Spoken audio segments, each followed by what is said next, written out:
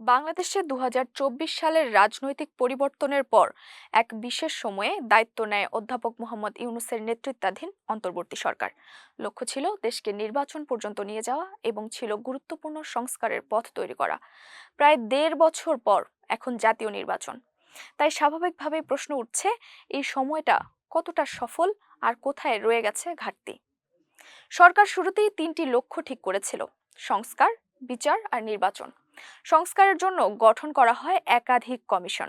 রাজনৈতিক দলগুলোর সঙ্গে আলোচনা করে কিছু বিষয়ে ঐকমত্য তৈরি হয়। এমনকি কয়েকটি প্রস্তাবের ওপর গণভোটের ব্যবস্থাও করা হয়েছে।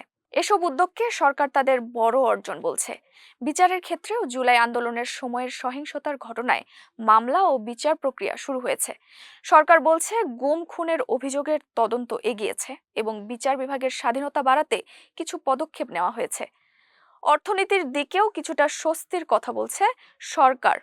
রিজার্ভ বেড়েছে, ব্যাংক খাতে কিছু সংস্কার হয়েছে, আর সামষ্টিক অর্থনীতি ধীরে ধীরে স্থিতিশীলতার দিকে যাচ্ছে।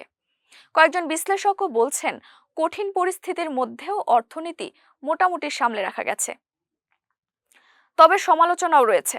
আইন শৃঙ্খলা পরিস্থিতি, মব সহিংসতা, সংখ্যালঘু ও নারীদের নিরাপত্তা, এসব ইস্যুতে সরকারের ভূমিকা নিয়ে প্রশ্ন তুলছেন অনেকেই। কিছু মামলা ও গ্রেপ্তার নিয়ে বিচার হচ্ছে নাকি প্রতিশোধ, এই বিতর্কও দেখা গেছে। দ্রব্যমূল্য পুরোপুরি নিয়ন্ত্রণে না আসা এবং মত প্রকাশের স্বাধীনতা নিয়েও উদ্বেগ রয়েছে বিভিন্ন মহলে। বিশ্লেষকদের মতে নির্বাচন আয়োজনের দিকে দেশকে এগিয়ে নেওয়া এই সরকারের একটি বড় সাফল্য। তবে সামাজিক ও নিরাপত্তা পরিস্থিতি নিয়ে প্রশ্ন রয়েই গেছে। আগামীকালের নির্বাচনের মধ্য দিয়েই এই অন্তর্বর্তী সরকারের সময় শেষ হওয়ার কথা। তাই শেষ পর্যন্ত এই সরকারের মূল্যায়ন নির্ভর করবে নির্বাচন কতটা গ্রহণযোগ্য হয় আর শুরু করা সংস্কারগুলো ভবিষ্যতে কতটা টিকে থাকে তার উপর।